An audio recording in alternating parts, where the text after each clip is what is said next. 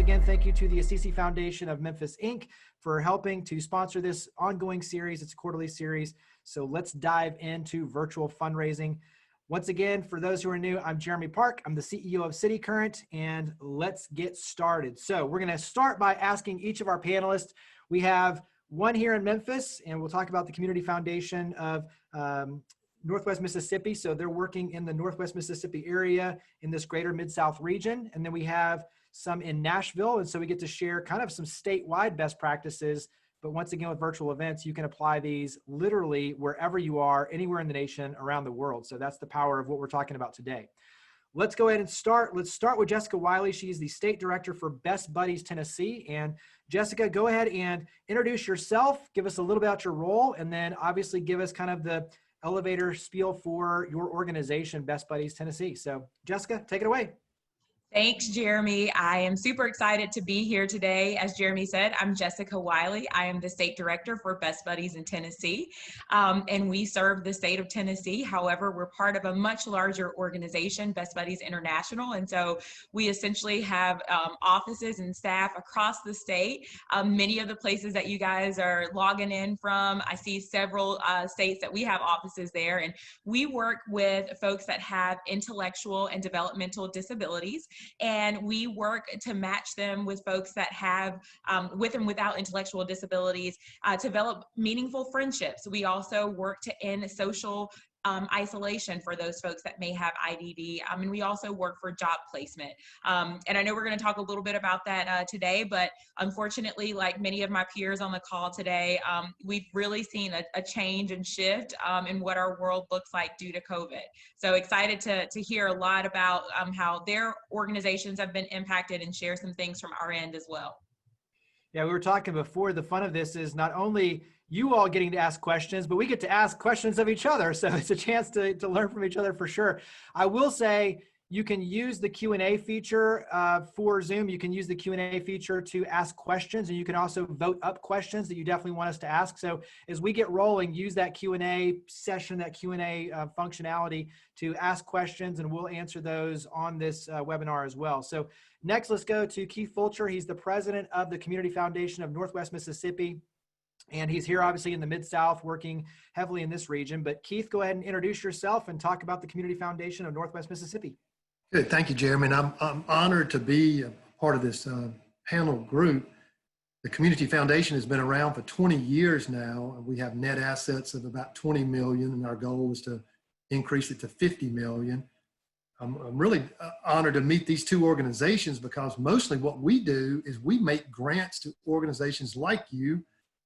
I wish you were in our service area. We serve 11 counties in Mississippi, primarily DeSoto, Marshall, Tate, and then the Delta counties. And if you know the Mississippi Delta, especially during this time, it's been just a horrific situation pre-pandemic, and during the pandemic, it's even more challenging, especially on food for children. And that's been our main focus, and that's the check behind me, which represents $450,000 that we've donated from the Community Foundation, primarily to food pantries, just since April 1, and that's from donors. So I think my role today might be a little unique. We're not as heavy into the events, even though we do have one major event, but our focus, I think what I would like to bring to this today is how have we helped 50 nonprofits weather the COVID, and especially how to take advantage of all the virtual technology that's out there from those grassroots technology.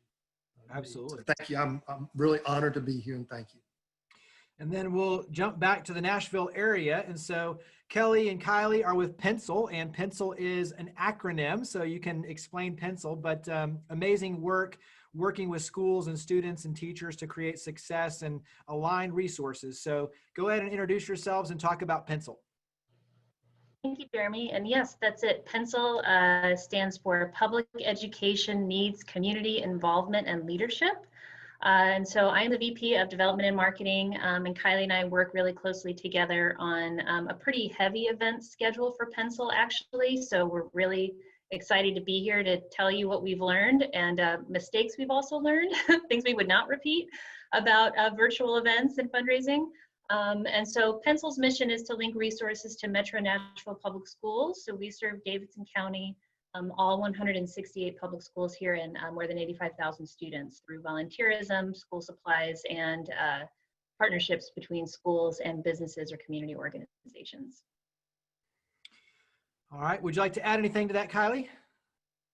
No, just happy to be here and share what we've learned and learn more, because everything we have implemented, we have learned through trainings from other people or experiences from other people. So excited to just share and learn from more experiences. So let's stay with Pencil, because one of the big events was a little night of music featuring Tommy Shaw of Styx. And this was obviously a shift from an in-person to a virtual event, but it raised over $200,000. And so let's start with using that as an example, but talk about the shift mentally and then, obviously implementation to go from the in-person to these virtual events. So let's start with that event and kind of work our way through it. So describe the process. Sure. So A Little Night of Music has been hosted by Pencil for 16 years, and we do it through a partnership with Creative Artists Agency and Ryman Hospitality Properties. And so this was really, I would say, probably the toughest event for us to take on virtually, because it is such a whole kind of brand and experience of this event is an in-person intimate concert on the stage of the Grand Ole Opry House for about 350 people with dinner and, A-list talent. And we usually have it in the last quarter of our fiscal year. And so when COVID hit, we had to really think about, is this possible? How could we recreate some kind of experience that isn't trying to mimic what happens at the Opry House every year, but still delivers a really meaningful and exciting experience for folks? And so what we did was we worked with CAA. They were fantastic, and they recruited their wonderful client, Tommy Shaw, the lead singer of Styx, who pre-recorded a private concert from his home studio with his producer. And it was really, really special. He was game to answer questions in advance. So we were able to, instead of have a traditional kind of VIP meet and greet, which we would have done backstage in the green room, we were able to share with kind of our highest level patrons and sponsors the opportunity to send questions in advance. And you never know which of you Tommy's going to kind of pull out of the hat and answer your burning question about Styx. So that was a real treat for a couple of our sponsors who are just really hardcore fans, and it was super fun to see that. And so I'll let Kiley talk a little bit more about kind of what we did in advance of the event, and to make that a special experience for guests. Yeah, Kiley. Yeah. So it was our first big and first really virtual event that we had. So it was a big learning experience for us. We were torn between doing Zoom and Facebook Live, and with CAA being our presenting sponsor, we ended up keeping it a ticketed event, because it's usually a ticketed event, and then do password login on a secure site just to keep it kind of similar to what we usually do. So that was like our first challenge, is how do we get this out there to people? And then how do we adapt the program? So really it's a 4-hour thing, but you can't keep people engaged for 4 hours as much as we'd like to. Everybody has Zoom fatigue, so we did shorten it quite a bit. I think it ended up being 1 hour and 15 minutes. We had one performer. We usually have two, but Tommy really was engaging during his performance. He did the Q&A. He paused and told stories. So it was more of an experience instead of just a concert, which was fun. So the other challenge that we ran into doing this is because so many people, and it was still the beginning of COVID. So we had our MC one place, we had our CEO one place, we were one place, and then Tommy, and we had our co-chairs. So we ended up doing a lot of it because we were afraid of technology at that time, and like things go wrong. And so really just, we ended up doing a lot of it pre-recorded, which I definitely suggest with something that big and something that you have to have cues exactly how they are. But it ended up being a wonderful event. We have a live auction. We did all silent auction this year, but featured a few throughout our program. We did a giving moment, and we're able to do that as a live portion so people could see the donation thermometer going up. And then we were able to do the live portion at the end with our CEO so she could give a update of how much we raised, which was, I feel like, that personal touch that we were missing with it being a virtual event. And then we also ended up doing, because we were afraid about that personal touch and making our sponsors and guests feel appreciated, we did pre-event packs. So all of our guests receive a pre-event pack to enjoy some snacks as they were watching the show. What software or program did you use for the live counter as people were doing the donations? So we actually hired someone through CAA who did it. So I'm not quite sure what they used, but they did an awesome job, and they were super helpful with it being our first event.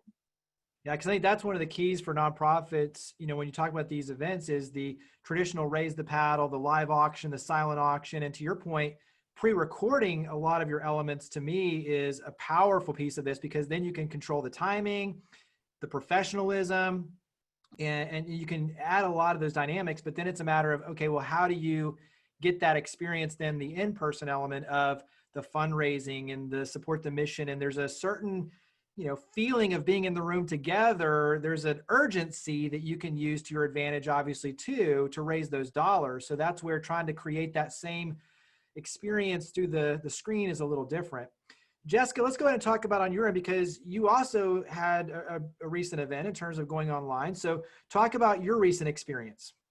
Yeah, some of, you know, it's interesting to hear. I was making some notes of things, you know, that Kelly and Kylie were talking about, and there are a lot of similarities.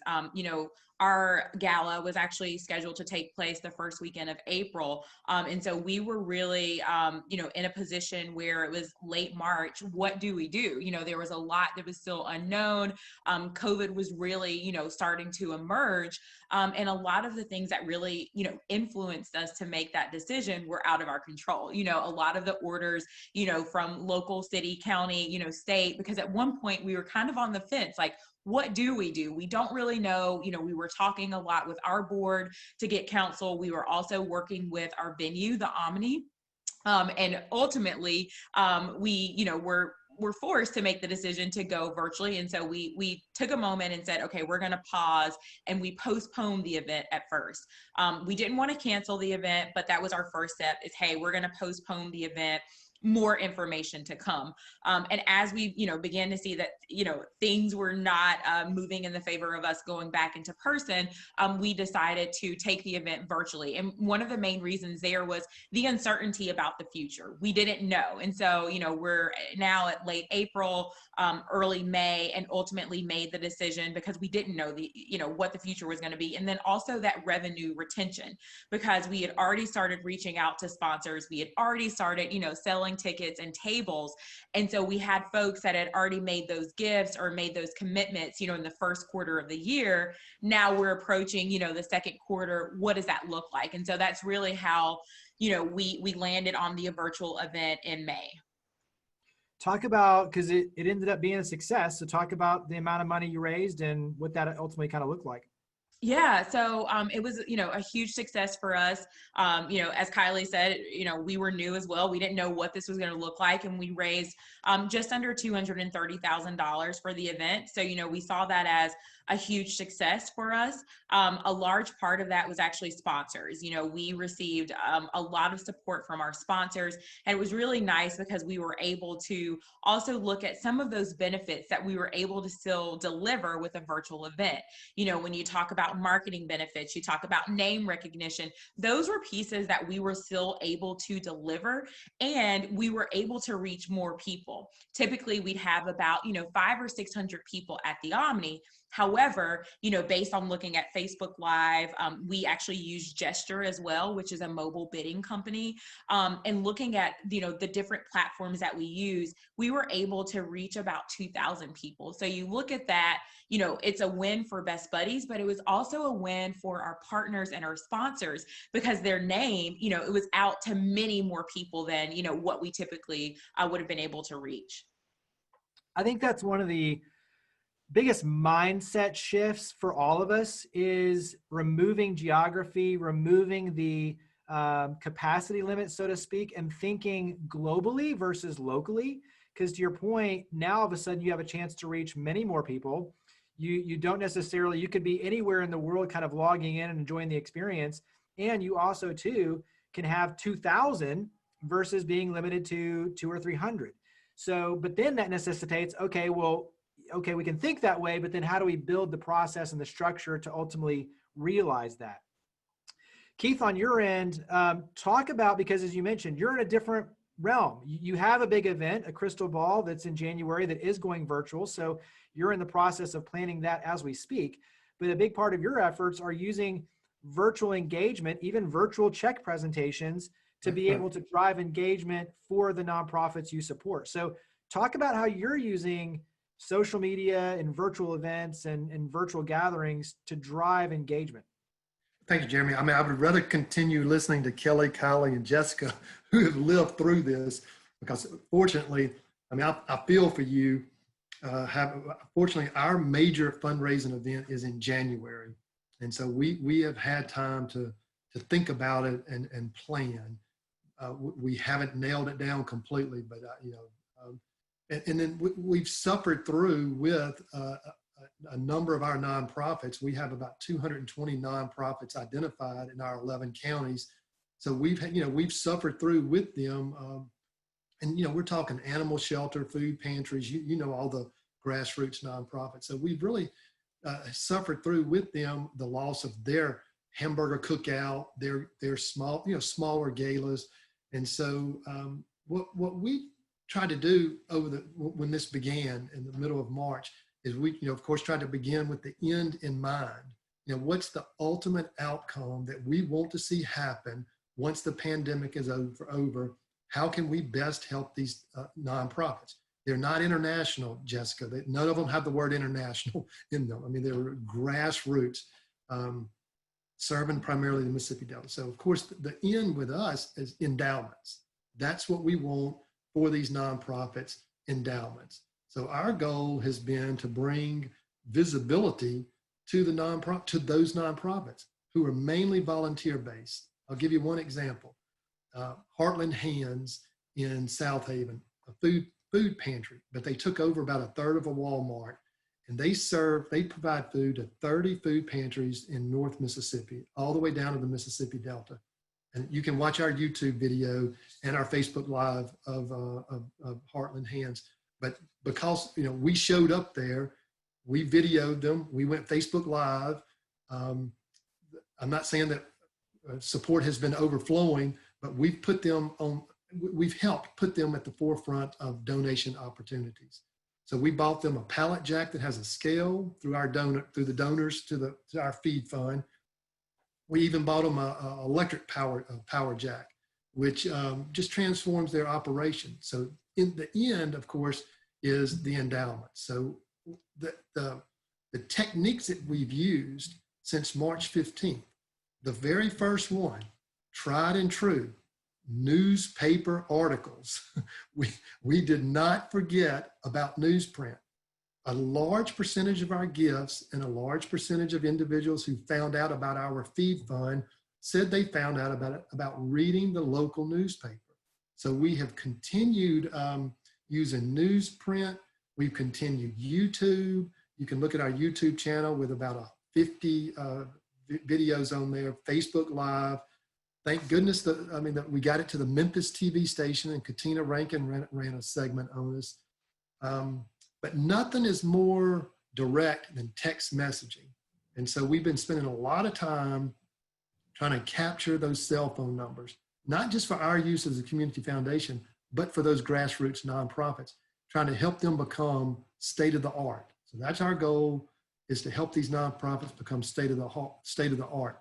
So that's not much in the virtual realm that you're asking me about, Jeremy, but I just want everyone watching this to know the struggles that the grassroots nonprofits are faced with, and that our community foundation, one other thing we're doing, this works magnificently. And Kiley, I really appreciate you smiling, because that really kind of gives me a little inspiration. So thank you. Matching grants. Our success with several of the nonprofits is only due to matching grants primarily from the Maddox Foundation, who you see right here, and the Walton Family Foundation, from Entergy, from Nutrien, from North Central Electric, from TVA. So matching grants for these grassroots nonprofits has enabled their events, whether virtual or not, to be successful and for them to stay in business.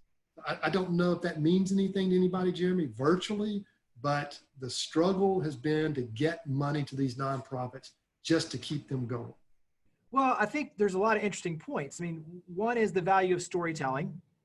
Yes. I think that's something that goes, and we'll talk about this, is you can't just have the virtual event. You have to have all the connections and the marketing to lead up. So you have to be building your audience continually to then drive the engagement to the virtual event. So everything we're talking about, it's not just, oh, here's a big virtual event. It's, we've got to have a drip campaign every single day, sharing the stories, building the audience, building the engagement, so that the individuals are connected with their heart to be able to participate in the virtual events or anything that we're doing. And so I love the fact that you're talking about just still focusing on the tried and true. Newspapers, TV, the stories, selling the reason to be involved. And then to your point, the matching grants, the matching funds, creating urgency. So there's an urgency then to step up to the plate and know that it's going to get doubled or tripled or whatever to be able to create the impact. All of those are really important. So let's dive into that. Talk about, for both of you, let's go Pencil and Best Buddies Tennessee, the marketing side of this in terms of how you're going about looking at, we don't know when in-person events are going to come back. We don't know, trying to plan ahead what that looks like in terms of when does the virtual go to in-person again? Like, so how are you building out your marketing efforts to continually share your story and continually drive the opportunity to make the virtual event successful? So let's start with Pencil, talk about marketing, and then we'll dive in with Best Buddies. Sure. So I would say that, so for our Little Night of Music virtual concert, that was unique because we'd actually lined up a lot of our ticket purchases and sponsorships in advance. That had been originally planned for April, so we were doing a lot of that work before COVID hit. So that event, it was more about like kind of how to host it now that we had everyone on board. When we had another event just a couple weeks ago, our back to school breakfast, we knew in advance that was all going to be virtual, and we had to market that event as a purely virtual event, which would have been kind of like what Jessica's describing, hundreds of people in a ballroom together, sharing a meal, watching a program. And so I'll let Kiley talk about what we did, which was create a Pencil 101 awareness and education building campaign. Because for us, the goal of our back to school breakfast is really to attract new individual supporters to the organization, working through a kind of table host model who recruit folks to come. It's a free event, but we were very explicit about telling people this is a fundraiser. So we ask that everyone consider a minimum donation of $50, but it's free to attend, learn about our work. And so that was very successful. But then what Kiley put together was this 101 campaign that gave a lot more kind of specific points about Pencil that we knew we wouldn't have time to deliver during the program. And also no one can absorb that much just in one Zoom call, right? So I'll let Kiley talk a little bit about that. Yeah, so I think we haven't, like our upcoming virtual events, I think we're going to do more marketing around it, but our breakfast was our first one that we really focused on marketing beforehand. And that was more back to school time. Everybody's wondering how they can help, how they can support teachers, how they can support the students going back. So we came up with this Pencil 101 campaign. It was a 6-day campaign to just explain what we do and all of our programs and the impact that we have on the community. And it really drew a lot of attention because I think people are looking for positive things to share on social media, and everybody has their phone on hand 24/7 now that they're working from home, or things are just so much more virtually or taking place virtually. So they're on social media, they're seeing this stuff. So I think it was actually a very successful campaign, and I'm not would it have been if we weren't in this current virtual time. But it was just a great awareness tool, and I think it also really attracted some different people, some people outside of Nashville, to come to our breakfast. We had a few people reach out because of it. It was featured newsletter, and they reached out because of our newsletter to join the breakfast. And I think it was just a great marketing tool, and really just sharing our mission in a different way and getting people excited about the breakfast to hear from some of our partners, our students, and that kind of thing. So I'm looking forward to using marketing more for our upcoming virtual events, but I'm excited about what we did accomplish with our breakfast and our marketing for that. Yeah. Jessica, go ahead and add a little bit on your end of just how you're using marketing and kind of what your approach is now on continually building this audience to engage on the virtual side.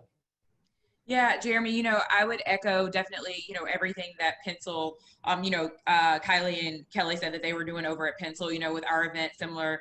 We had already mailed out actual, invitations back, late January, early February for the April event. But, I would say we really use our board and volunteers to help us, get the messaging out, get the word out once the event, we decided to pivot the event to a virtual event, and really using social media, having our board members and volunteers share it on their pages. We're really looking at LinkedIn, things that we typically may have said, oh, this may not be the right platform or, avenue that we want to go, but really using that. And then also, I made a note of what, Keith was saying, going back to the newspaper, really making sure with our upcoming events that we're having this fall, getting those media, contacts out, making sure that we're reaching out, is there an opportunity for us to have a story, to share a story? And then also, we are currently right now using some of our participants, and they are actually writing stories, and we're doing a handwritten mail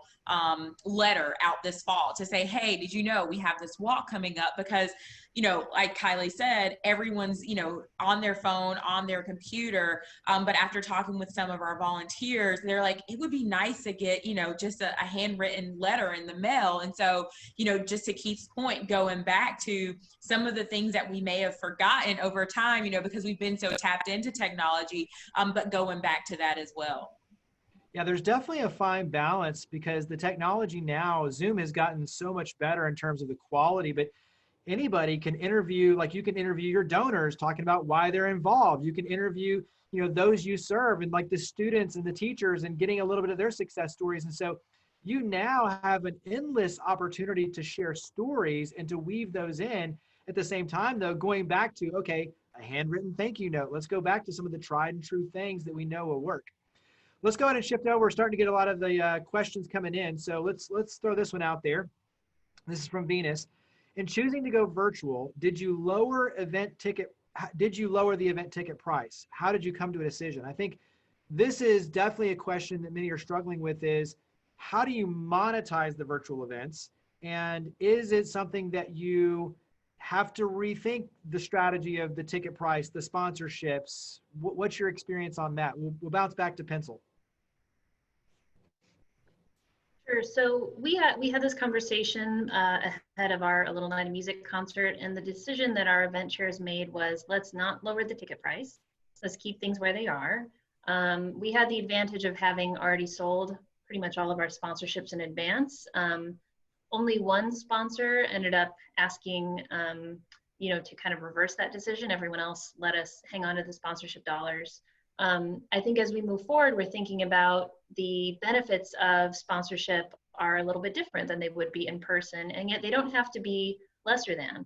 I do think that, for example, we're planning a smaller donor appreciation event in October, and one thing that we're pitching with the One Lead sponsorship is not only do you have the opportunity to still speak during the course of the event, have your logo on all of our collateral and things like that, but also we'll record the event, we'll send it out afterwards, and it can be brought to you by whoever that lead sponsor is, which is something that wouldn't have been an opportunity with an in-person event because we wouldn't have been filming that.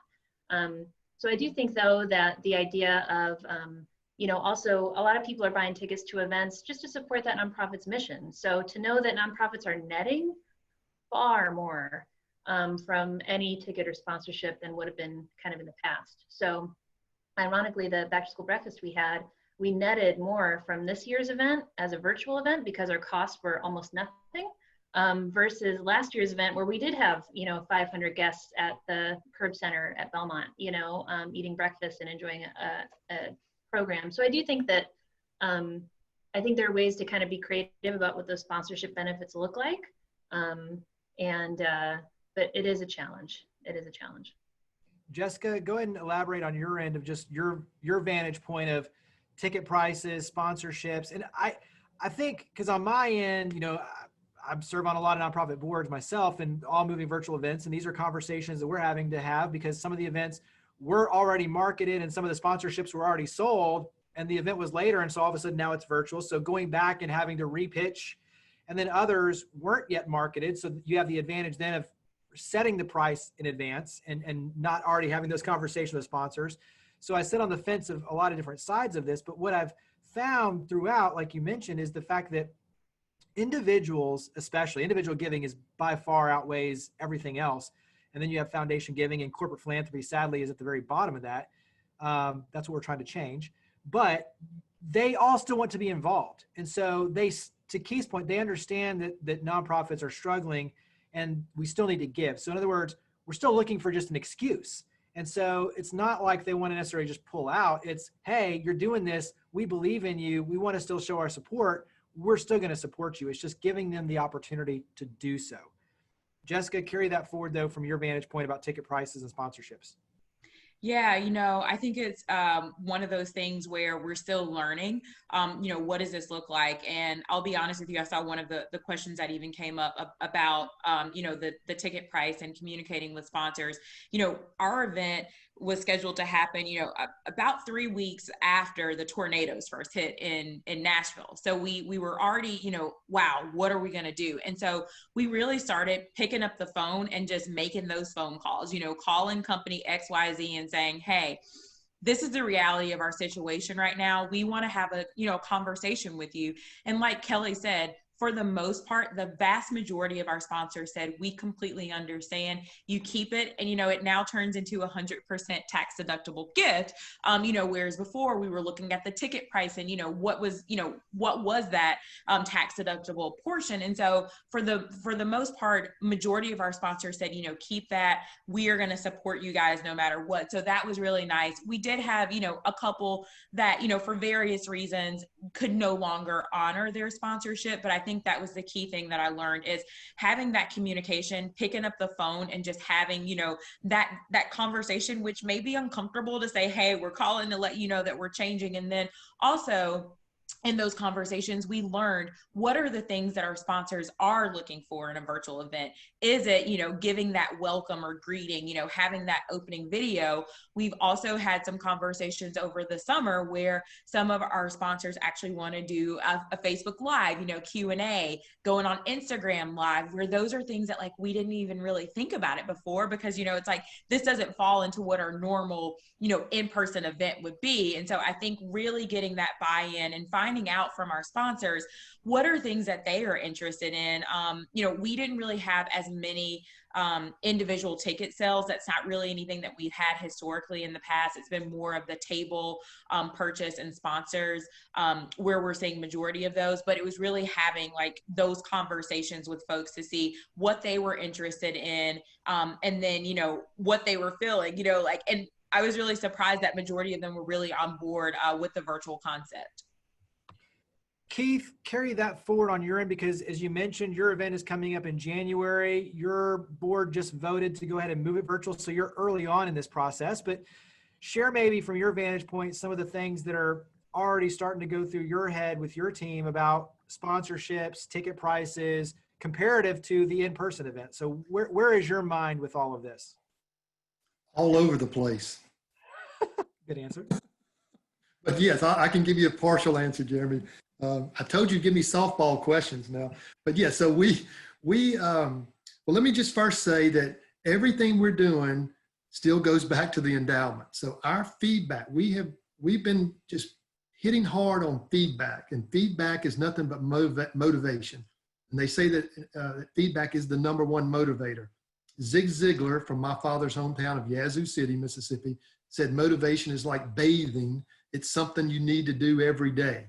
And so we have been trying to give our sponsors, our supporters, our endowment holders, our donor advised fund holders, regular feedback. So at least once a week, the Crystal Ball is the name of our big event. It's been voted the best fundraising event in Mississippi, maybe even in the South. I've only been involved with it 1 year, so I take no credit for it, but it's featured people like Morgan Freeman, B.B. King, Marty Stewart, Celia Ward. I'm missing another big one, and I know I'll get in trouble for missing a big name of it, but Archie Manning, Archie Manning. And so we have been corresponding since March, since the Feed Fund started, every week with our with our Crystal Ball sponsors, saying, thanks to you, our staff has been able to focus totally on raising money for food pantries. Thanks to you, and thanks to the revenue from Crystal Ball, we have not had to raise money for ourselves. So I don't know what the other nonprofits out there listening, why they're raising money, but thank goodness, at least for this one time, we can say that we didn't, and thanks to PPP loan, that we did not have to raise money for ourselves. And we even had a donor, we could claim 100% of all gifts went directly to the food pantry. Now you say, well, everybody does that. Well, the Catholic nuns in Shaw, Mississippi, read that in the newspaper article. And I said, sister, why do you want to make that? Why did you choose to make this gift? She said, Keith, when I read that 100% was going to food for children, these were Catholic nuns in the Bolivar County, Mississippi, whose nonprofit was shut down, who said, we want to contribute. So we're blessed. $195,000 is what we raised last year in cash. We've made about 12 phone calls to our top sponsors, and we're already at $90,000 in commitments in cash. Not one single sponsor has backed out. Not one single sponsor. Venus, if you're still online, Venus is with the Girl Scouts Heart of the South in Memphis. Not one sponsor has asked, what are my benefits? Can you believe that? Not one single sponsor. So that tells me that somebody, I've only been here a year, that tells me somebody, primarily Tom Pittman, who was president for 19 years, that somebody has done an excellent job branding our organization. So Jeremy, I don't know if that answers your question, but to me, it's that feedback. The sponsors have bought into the mission.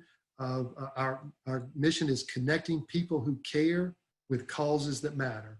And so they're sticking with us, and we're very, very blessed. And that's why we want to do everything we can to help those grassroots nonprofits. Yeah, and I think one of the things that I talk about often is the shortest emails get the biggest dollars. And the reason for that in terms of fundraising is because you already have a relationship. Like everything you're talking about is the feedback loop, the communication, the motivation. It's building a relationship. And so when you have a strong relationship with the foundations, the individuals, the corporations, the individuals at the corporations, that's the key, is because having that relationship, then you're not having to sell them. They've bought into the heart and the hard work that you're doing, but then they're not asking, well, what am I getting for this? They just want to support because they know that what you're doing is making a difference and making an impact. So much of the hard work is the hard work of building the relationship to then allow you to have success when you host these events and you're not starting from scratch.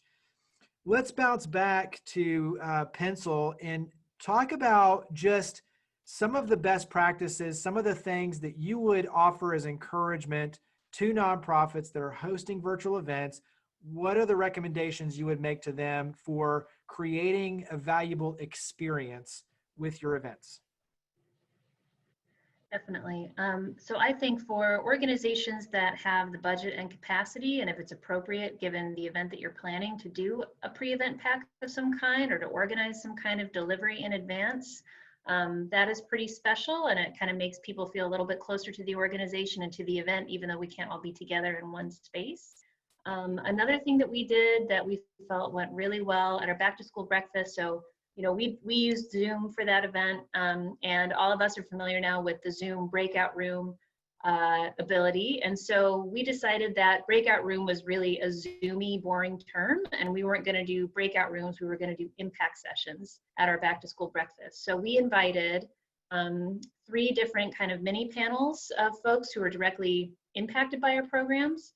to speak to participants during the breakfast for, it was like a 15 to 20 minute impact session. So, our 250 guests got divided up into 3 different impact sessions, and they got to have this kind of mini panel session, which truly ended up being very warm, really engaging. Every session was moderated by one of our staff. So kind of like with this format, people could put questions in the chat or just simply ask. And then we all came back together, and we didn't do the fundraising ask until, after that portion, when people had a chance to really kind of understand the work and get more deeply into it. People loved those impact sessions. And I do think that, again, as we think about what are some of the advantages of virtual events that live events don't have, kind of shifting the mindset in that way of what are the opportunities, we were able to get a lot more speakers on the program than we ever would have attempted at a live event. And not everyone got to hear every impact session, but we were really, we met with everyone in advance virtually. We had a set of kind of questions for them. We just prepared everyone so they were ready to go. That was really powerful. And then the other thing that we haven't yet tried, but I think we're going to try, is rather than just sending an email thank you to folks who sponsor or make a gift during an event, is to send a video thank you. So we did do that, actually. The head of Metro Nashville Public Schools, Dr. Adrienne Battle, whom we respect tremendously, and we work very closely with her and her team, she agreed to record a thank you video that we sent out after the fact, and we're going to do this again at our October event. So those would be kind of 3 tips that we would share. So you did a Zoom meeting then where you could have the breakout rooms, the impact sessions, versus a Zoom webinar, which is obviously what we're on. So managing that many people, did you pre-assign them into those breakout rooms, those impact sessions? So you had to upload the spreadsheet and pre-assign them? Yes. But shake your head. Yes. So yeah, the hard work goes in on that end. Yes, but it actually didn't work. So we had quite a few issues with that. So happy to chat about that later if you want to talk about Zoom errors. Zoom nightmares. Well, those are things that we're all learning, because they're back to technology. There's a Zoom webinar, which is what we're on, which gives you a lot of ability to control the experience and obviously interact through the Q&A and the chat, but there's not the ability for the guests to turn on their cameras and do the mics and all that kind of stuff.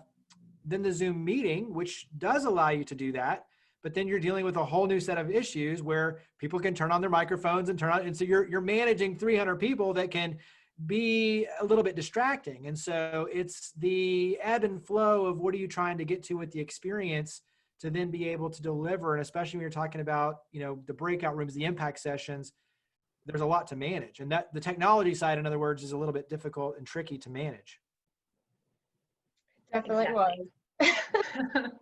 But may I just add one thing, Jeremy, is that we posed this question to our event committee of the webinar format versus, the meeting format. And we decided that for all the risks of the meeting format, we didn't want it to feel like a one-way event, which it can feel that way sometimes in a webinar. And we were just concerned because we had so many folks who had signed up to participate who'd never engaged with Pencil in the past, because the whole idea was to bring new people in, that we thought it would be valuable for everyone who had the wherewithal at 7:45 in the morning to turn on their camera and ask us a question that they could. And a lot of folks did. So yeah, but I think that either format can work really well. It's just about what's the guest experience that you're going for in the end. Last question for you here, and then we'll bounce to Jessica to answer the same question, is what would you have done differently? So looking back at that now, what would you have done a little bit differently? It could be a small thing or a big thing.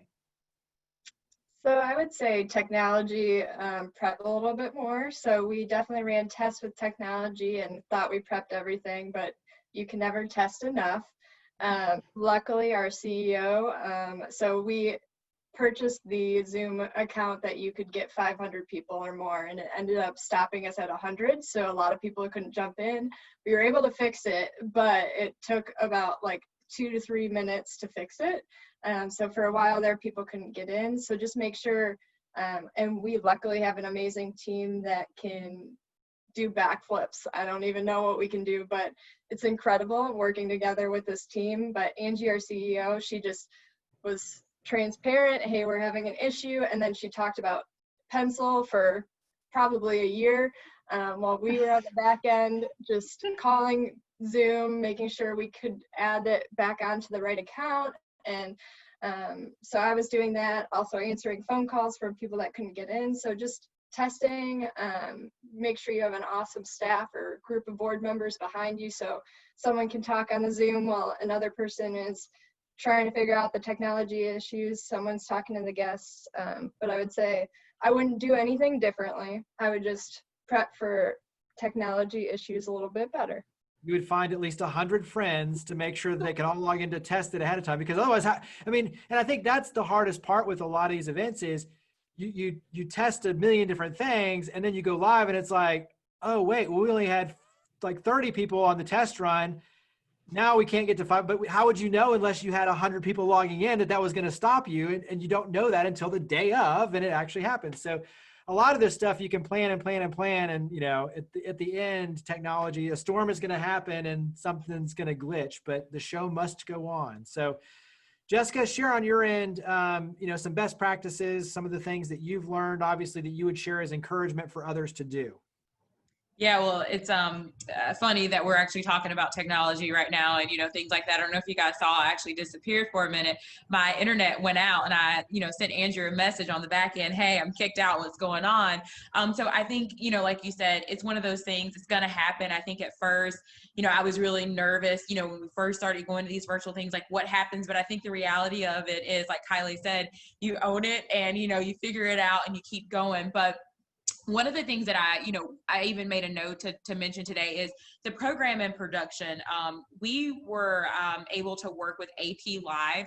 They're an audio, visual, and production company down in Franklin, Tennessee. So local, and they really helped us from conception to completion. And so I will say from the, you know, technical difficulties, you know, things like that, they are the masters and we left it up to them. They helped us with the show flow, with running. And so we were very fortunate that we didn't have to worry about anything like that. You know, if we were in that situation where we were managing that, who knows what would have happened. And I will say it also allowed our staff the time to build those relationships with our donors, the communication, you know, delivering out some sponsor gifts prior to the event, because we weren't really focused on the production side. We left that to the experts. And so that's one thing that I would say. One, if your budget allows, and I know, you know, expense budgets, you know, look a little different this year, but if your budget allows to really make that investment to have an audio visual company, a production company, you know, and also that mobile bidding. I know Kiley said they use CAA for it, but, you know, there's so many of those out there. It really helps with your event that you're not on the back end, you know, trying to put spreadsheets together. So really making that investment. And then also, if you don't have the funds in your budget, really using your board, using your committee chairs, your volunteers to see if they can make that connection, you know, to see if there's an in-kind ask out there. And, you know, you just never know who may, you know, have some things on the side. So I will say the program and production is really key. And then also something that I learned is, you know, our audience. You know, we were really looking at our folks that were, you know, traditional folks that come to our gala, but we started using Nextdoor. We started using, you know, the neighborhood app Nextdoor. Hey, we're having this event. Do you know about it? We started reaching out to our friends, you know, that may be through sports. And it was really interesting. We had quite a few people that were huge Preds fans that came to pick up their auction items. And I was like, how did you find out about Best Buddies? And they were like, well, we were interested because we saw the auction and there were so many Preds items in the auction. We really wanted to attend. And it was really interesting because they didn't know about Best Buddies. They had never been involved with our mission, but they really wanted that jersey, or they really wanted that hockey puck, you know, that was signed by Roman. So it was really nice that we were able to get some different folks in. So I think that those were two of my biggest takeaways, you know, is just the production and program piece, and then really making sure that you're reaching out to folks that you typically, you know, wouldn't think of. Where, you know, I really look at this as a way to, you know, friend raise as much as fundraise. Yeah, that's great advice. And to your point, I think, you know, repositioning, because you were going to spend money in an in-person event between the facilities, the food and beverage, like all of those things, repositioning those dollars to hire an AV company. And, you know, here in Memphis, you've got V2 Media, Quick Cuts Media in the Nashville area. There's so many of them that this is what they do. They, day in and day out, they can make sure that you look really good and have a professionally produced show that drives a great experience. The other one is, and both of you kind of touched on this, is creating something that's an in-person experience that goes with the virtual. So whether it's a meal pack, dinners, breakfasts, lunches, swag, merchandise, whatever it is, giving them something that they can pick up or that you mail to them, but allowing them something tangible that they can experience with that virtual event, I think is a great best practice. And let's be honest, now that we're in this virtual environment for a good while, the expectations for the donors are shifting. And so they are looking at, well, what did the other one do? What sort of things did I get with this one? And what was that online experience like there? You know, and so now their mindset starts to shift. So it's really important for all of us to pay attention to what others are doing so that we can learn from each other, but also we can compare and contrast. Keith, what would you add on just best practices? I know that, you know, obviously on your end, some of yours are still more on the endowment and raising awareness for nonprofits, but you mentioned the newspaper, you mentioned the tried and true of the television, you mentioned, you know, storytelling for the nonprofits. What's one other best practice tip that you would throw out there? To make as much money as you can off of the event. That's number one, I'm sure. So I liked hearing what Kelly, Jessica had said about bringing up the budget, but that is the bottom line. The amount of work that our staff, we're a 5-person full-time staff, and the amount of work that goes into planning this event in January. My CFO's next door. I could ask her, when will we start planning? Well, it's about a 6-month planning. It's a 1,200 person gala, and it is high level. We invited our honoree last year, Jimmy and Wade Creekmore, the Creekmore family. They own the company C-Spire, the largest privately held cell company in the country. And they said they were on stage being honored. It was a video tribute to them. And they said, we never imagined that it would be this large and magnificent an event, the Crystal Ball. And so that really told me something as my first time. I didn't know what to expect, but if the Creekmore brothers were in awe of the Crystal Ball, then it must be a really magnificent event. But it consumes our entire staff for months and months before. So I don't know how who plans it. If Kiley, that's just you. I feel sorry for you if it's just you, but congratulations if it is. So making money is what's really critical to us. And Carol, our CFO, she and I are looking at the budget. Like you said, Kelly, where are we going to save? We're not going to have food, pipe and drape. We're not going to have decorations. So where do we push that money to? And that's what I'm interested in listening to Jessica. You know, how do you monetize? How do you take advantage of monetizing other premiums, the auction items, the live auction items? So that's what I'm really interested in. How do you take advantage of monetizing the breakout sessions? If it is somebody like Morgan Freeman, who is your star of hope, if he would do a breakout session for X amount from the sponsor, you know, how do you use Zoom and other platforms? So yeah, well, that's great. See, I told you we could just, you know, ask questions of each other. So that makes it really, thank you. Let's throw that as a question though, in the sense that, you know, obviously that we talked about the app and the technology, but, you know, share maybe 1 or 2 things that you have found that have worked well, either with silent or live auction items, paddle raise, fund the mission type things. And I'm thinking, you know, when you get into it, there's a couple of things. One is being a virtual event, it gives you a really cool dynamic where whether it's jewelry, travel experiences, looking for silent and live auction items that people could experience anywhere really and take advantage of. And you know, Preds fans, for instance, they're all over the world. So you could really use that to leverage and open new doors and promote those items. That's one thing to do to really drive up the engagement.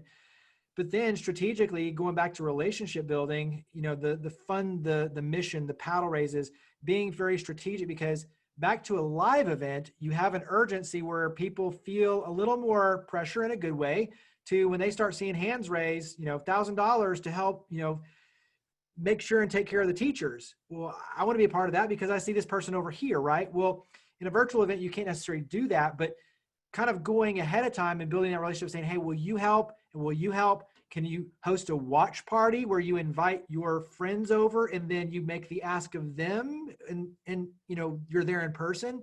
So dive in. Let's start on the pencil side. But when it comes to the fundraising, silent auction, live auction, fund the mission type of things, or as Keith mentioned, you know, getting a celebrity or someone to do an experience, what are some tips to raise the most money? Sure. And I apologize in advance if you hear the storm outside of my window right now. For all of you on the west side of Nashville, it's getting bad out there. But I would say that for us, you know, one thing that we learned from another organization actually was we did a wine pull during our silent auction. So you can buy into a wine pull. You buy I think we did $25 or $50 to buy in. We had 50 donated bottles of wine and spirits, and so you buy in not knowing what bottle you're going to get, but you will get something fun. So that was actually incredibly popular, and that was kind of a small dollar thing. But you know, the other thing that was successful for us, going back to something that Keith said about matching gifts, we actually had during our back to school breakfast giving moment, we had lined up in advance a matching fund to that. So any donation to the breakfast that day was going to be matched dollar for dollar by the fund that we had already set up in advance. So that was really motivating to folks. And because we'd opened up the gifts, the giving moment before the event even began, we didn't start from zero. We started about 20% of the way in. So it already kind of, again, the psychology of that moment, people felt like, you know, we already had a kind of good running start. But I will say that it was really a challenge for us with the auction at our A Little Night of Music event, because so much of that is in-person experiences. It's cruises, it's plane tickets, it's hotel stays, it's things like that. So it was really challenging to replace that, and we knew that, and we didn't make the auction revenue that we would have done in prior years. A question related to that, Elizabeth Ennis with ACS. Was your wine pull for local pickup only, or did you ship any items, bottles? Local only. Yeah. Mm-hmm. Yeah. Best Buddies, Tennessee. Any fundraising strategic advice on that end, Jessica? Yeah, you know, I would say our volunteers, like we really, you know, our volunteers really helped us out a lot. Our gala chair securing, you know, all of our items practically, which was huge. But I will also say we had secured a lot of items, you know, January, February. We're now at April. And a lot of them were local businesses. And so once again, we picked up the phone and we called them and said, hey, we know that you may have been impacted. And so we actually, unfortunately, returned a lot of our items back to, you know, to businesses, especially gift cards or services, because their businesses were closed, you know, and they weren't able to honor them. And so we immediately started to, you know, change the way that we were thinking. And some of the things that we ended up doing, Jeremy, as you said, really relying on our connections that had contacts with celebrities. And we had a couple small, intimate Zoom parties. You know, one, for example, was a singer-songwriter. They actually did a mini session for the winner. And so that was really nice where, you know, you get to have 12 of your friends and you have a singer-songwriter. You get that Q&A. You get to ask them questions. They're also performing for you. We also had a couple of the Preds players where they did a lunch where we actually had lunch provided for the winner. And I think they were able to invite, you know, 4 or 5 friends. So lunch was actually delivered to each one of the folks. And then they were able to have that one-on-one time with a couple of the players. You know, it isn't the same as being, you know, there together, but it's, you know, getting creative. Can we take a screenshot of the photo so that you still get your photo together with that person? And then also just to tag on to the matching gifts, pre-committed gifts. That was something that I saw the night of, you know, where we didn't necessarily have a match, but we had some conversations with some of our board members and some of our individual donors to say, hey, you know, this is really what we're hoping to raise tonight. And they said, okay, go ahead, count me in for X amount of dollars. And if you need to use that as a match, then you can. But it really helped build up some of the excitement, you know, so the night of the event, we, you know, started off, you know, hey, you know, will you give X amount of dollars? And it was nice to throw in a couple teasers. Hey, we just got this gift. We just got that gift. just to keep people engaged. So it wasn't just them, sitting there being a one-way event. It really did feel like folks were able to engage with us as well. We're getting other questions in the chat as well, but if you have questions, audience, please go ahead and put them in the Q&A and we'll answer them. So we've knocked out quite a few, but I'm also seeing some in the chat box as well. But one of them was just, can I watch the pencil event? Was it recorded? So was the event recorded for when you talk about like this, any of them, were any of them recorded? The Yes. breakfast was recorded. We did cut out the stalling in the very beginning, but it's recorded. Yes, and we Which can also share that. brings up, if you record them, do you then put them up for free or do you charge? And especially like with a singer-songwriter, if you have someone who's very well known, like in the case of Styx, like you could use that where they then have to watch that as a recast, but you charge them a little bit. So you also can think creatively even on that end. Well, and on that specifically, we were not permitted to share that recording, just because, for those of you who don't know, Creative Artists Agency is their media and they're agents. So that was just something where we could only show that kind of during the show, but those were the terms that we began with at the beginning. It's not to say that you couldn't recruit a performer who is fine with those terms. You just have to talk about those up front. Yeah. Absolutely. Yeah. All that is making sure that the contract the contractual terms are spelled out in advance so that they know how you're using it and you don't get yourself in trouble. But it does create other opportunities where it's like, if you've got them and they do it and you can record it and then you can put it up later and, you get donations off of that too. So once again, a lot of this is just putting your thoughts in process and being creative with it. Talk about just during the actual, well, the other thing I want to mention too is back to creativity. Don't just think about this as virtual. We're also seeing some amazing creativity when it comes to doing things like a drive-in experience. So getting, at Shelby Farms Park, doing the big thing where the cars pull in and they get a meal pack when they pull in and they're watching it up on the big screen. It's a drive-in theater type. So we're seeing some really creative things, almost like the concerts that are being done as a drive-in experience now, right? So the innovation side, I love just kind of seeing what other nonprofits are doing to drive the engagement and to still deliver the experience. But share something that you've seen work during the recorded phase of this. And it can be whether it's a singer-songwriter, entertainment, a story of obviously someone you serve. What are one or two best practice tips for engaging during the actual recording and during the actual performance, during the actual event? What's something you would offer as encouragement or a best practice around that? Let's start with Best Buddies. So Jessica, we'll start with you.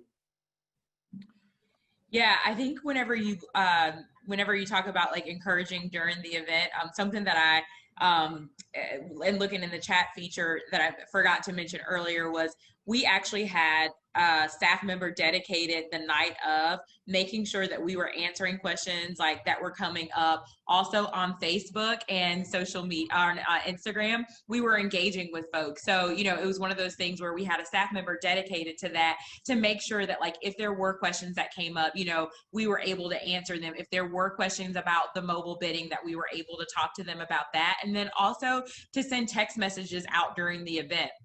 So we, did a series of messages leading up to the event, but then the night of, we also sent out messages like, hey, get ready, get your snacks, we're about to start. Did you see that this is about to come up? So, while we weren't there in person with them, we really wanted to engage with them, to have the audience, feel like they were part of it, because unlike, what Kelly said that they did where it was interactive, we were actually one way. So folks were not able to engage with us during the event.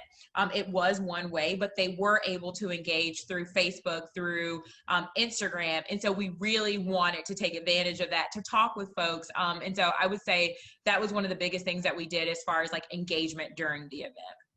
Nice. What would you add, Kelly? Kylie, what would you add? I would say everything Jessica just said. I think engaging in the chats, text messages. So we used GiveSmart for like our donation and auction. And it also has the ability to do text messages. So we did that.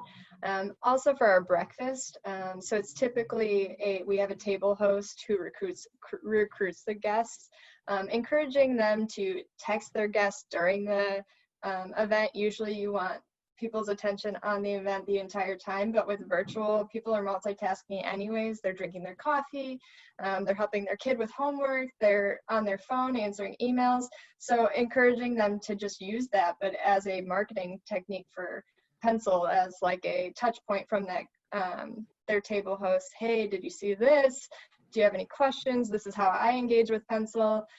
So that was just another touch point to add to our impact sessions that we did, and the text messages and chat function. And I think too, we do it for our virtual signature breakfast, but we'll record it so it looks like this, and I'll purposely wear the same clothes. So that way I can be live in some piece of it and then switch between recorded.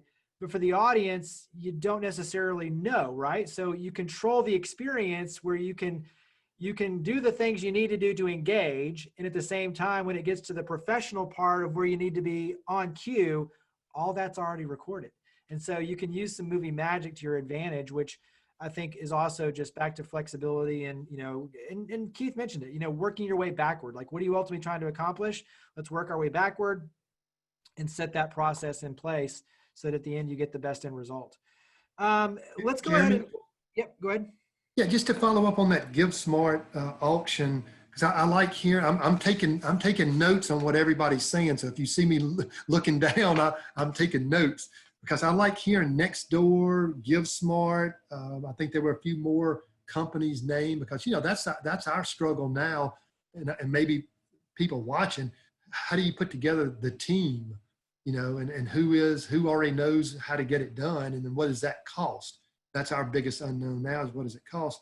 But sponsors do bring in the largest amount of our money, the sponsors do. But then the live auction is next. It brings in about $60,000, I believe. And then the silent auction less, but the silent auction involves more people. So I'd be interested in knowing on the auction side, do you open it up? What are others doing? Do you open it up worldwide, like you just was said about your neighbors, or is it just to those who are ticketed to the event or have some access code to the event? Yeah, I've seen both already. So what would your experience be? Kylie, let's start with you. So our focus is mostly our ticketed folks, but we do share on social media. I would say definitely right now. So we didn't really adapt our auction to COVID, and we didn't really think through that prior to A Little Night of Music, just because it was right after COVID hit. So there's definitely things I would do differently with that, but because the tornadoes hit in Nashville and then COVID, we were hit so hard that I think our auction items would have been maybe more successful if we opened it up beyond Nashville and opened it up beyond the people that were just hit by two things all at once. So I think we usually focus on our ticket or our. She froze. The storm's getting pretty bad out there in Nashville, but usually focus on the ticket sales. Go ahead and switch over, Jessica, on your end until we can get Kylie back. But go ahead on your end, Jessica, and share a little bit of just what you do when it comes to the silent auction and live auction and engaging all over or just locally. Yeah, this year we definitely did all over. That was part of the thing. You can bid virtually anywhere. And, one of the things that you have to think about whenever you open it up to folks are, okay, if they are not local, there's a shipping cost associated with that. And so we looked at that and really just set in on Give Smart. If it was a small package, it may be, only $7 for shipping. If it was larger, it may be 10. If it's an extra large, it may be 15. And that worked pretty well. We even had a couple of folks that gave, an extra donation and said, hey, just use this to cover my portion of the shipping. But we also had days that were set up so that we could, make sure that we had that social distancing, we're wearing masks and things like that to deliver, or I guess distribution for folks to come and pick up their items. I would say the vast majority of folks were still local to the Nashville area. We had maybe 6 or 7 items that we did have to ship. But I would say, looking, as we move forward into other events, I would definitely open it up so that we're able to reach more folks. To Keith's point, it is a fundraiser. And so if we're able to raise additional funds by having more folks, I would definitely look at, just having a wide scope of who we're able to reach. Nice. If anybody has any other questions or comments or things along those lines, go ahead and put it in the Q&A or the chat. I've got both of them up right now, so we're kind of monitoring both. But let's go ahead and start kind of wrapping up. And so, Kelly, on your end, share just your words of encouragement for nonprofits that are looking to get into this space, who either have tried some virtual events and are trying to get better or haven't done them yet. But what would your words of encouragement be for all of us to, really take full advantage of the virtual events? Sure. So I would say that, don't be intimidated. Technology can be very intimidating, having to do things not in person, which is what we know how to do best. I think that at least the pencil community has really been yearning for opportunities to connect with each other and to connect with us. And so it really is just another kind of mission opportunity to really bring people in, reimagine how you can share the impact of your work, what people can do to support you. And that there are really, at this point now, so many free resources out there with tips about, like you were saying earlier, Jeremy, best practices, things that can go well, fun ideas, things to try. And I would just say that if you're going to do something online, to do it, to keep it brief, because knowing that people's attention spans are a little shorter, but that also just means that you can kind of get right to it, and share what you need to share. So I think, again, that's an opportunity and not a challenge. Yes. Brevity is your friend. Jessica, what would you add? I echo everything Kelly said. I think the biggest thing that I also learned is not to be afraid to pick up the phone and, reach out to my peers that have already done this. I think before it's like, all right, we have to get it done, especially in nonprofit. We oftentimes have very limited resources. We have small teams, but it's been great just to be able to pick up the phone and call other nonprofits that have done this, really picking their brains. What are the tools? What are the things that you guys did? And it's been amazing just to see the support that our nonprofit leaders have really had. I think we're all in this together. And so if there's anything that we can do to help each other, I know I'm definitely going to be calling the other panelists in the next week or so, just to set up some time to talk with you guys.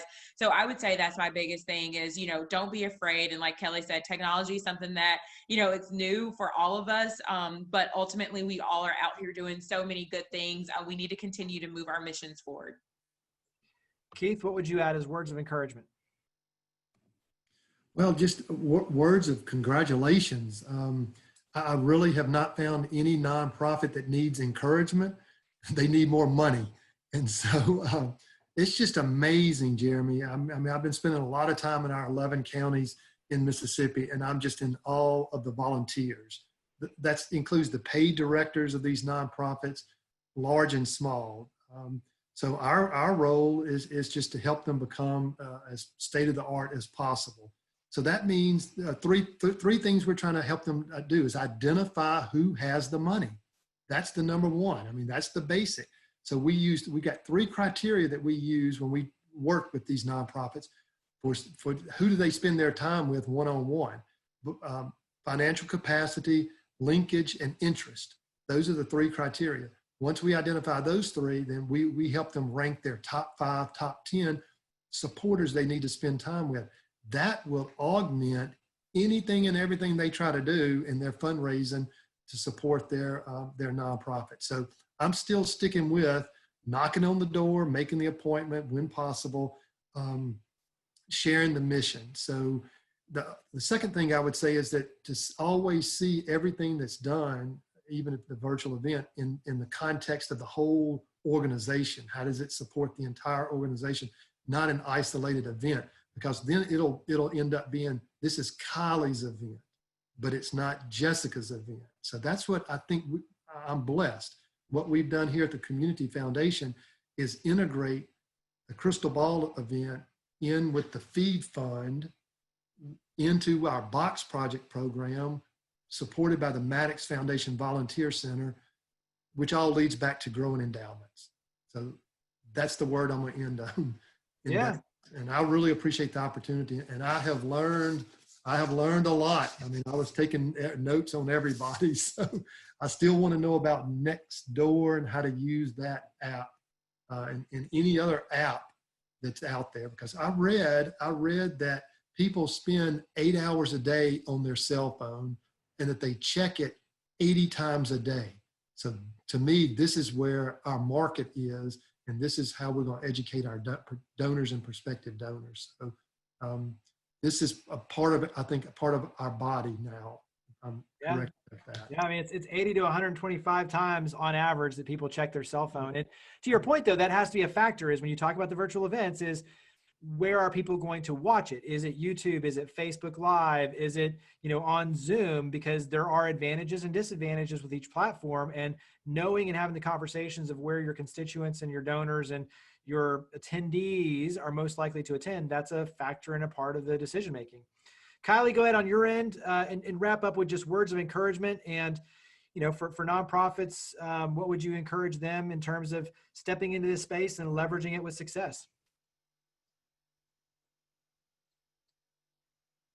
Yeah, sorry if someone already said this, had some technology issues, but I think be transparent, ask for help, and use your resources. I mean, we have learned so much from our board members. They're awesome. They always have ideas. Be open to anything and everything, because with the virtual world, I feel like the possibilities are kind of endless, and there's always a ways to do something. So just ask for help. We're all in this together.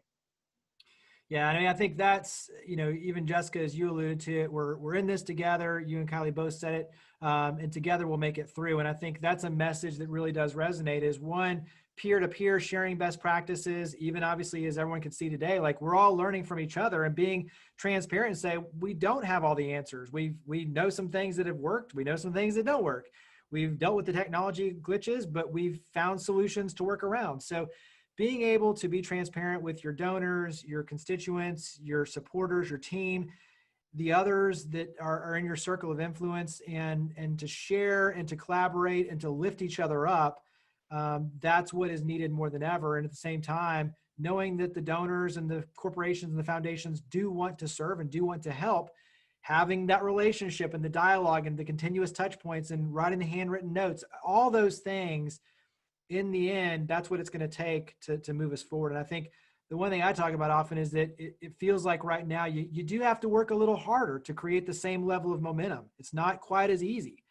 But if you do all these things, once we can come out on the other side, I think we'll actually be stronger as organizations, because a lot of these things that we're learning now, we can put into use to make us stronger moving forward. So looking at this as an opportunity, not just a challenge, but an opportunity for all of us to grow and to really expand our donor bases, build and strengthen those relationships. It's something that we can all grow forward in. So that's the part that motivates me as well. We'll go ahead and end it there. Give some virtual round of applause, some virtual thank you to our panelists. So Keith Fulcher, President of the Community Foundation of Northwest Mississippi, thank you. Jessica Wylie, State Director, Best Buddies Tennessee, and obviously Kelly and Kiley with Pencil. Thank you for serving as our amazing panelists. Yes, we're getting all the love there from the chat, but thank you for all of you joining us as well. We hope you found this informative.